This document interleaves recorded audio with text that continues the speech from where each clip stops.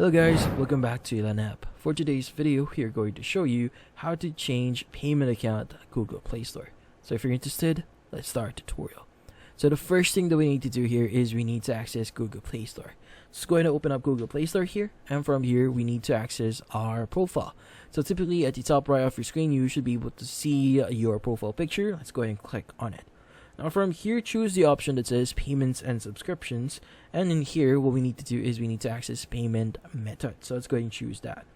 Now from here, what we need to do next, since we actually want to add a new payment method here or change your payment method, what you need to do is just use the option that says add credit or debit card here, or choose the appropriate method that you see here. Now you can actually add your PayPal account, your Shopee Pay account, or add Maya or Gcash.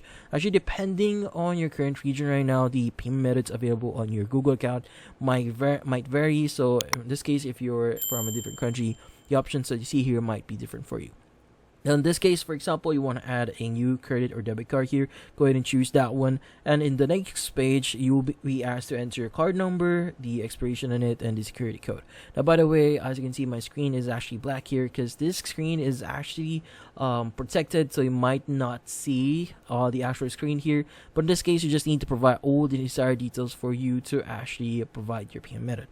Now in this case, once you've done that, just click on the add option that you see on your screen, and once you've added it, you can go ahead and start using it. In this case, whenever you pay for something on a game, for example, if you're buying some gems or whatever, just choose the appropriate method there once you actually see the pop-up for actually paying, and from then on you should be able to start using the newly added payment method. And that's about it. So hopefully this video was able to help you. Like and subscribe to Elan App. Thank you for watching.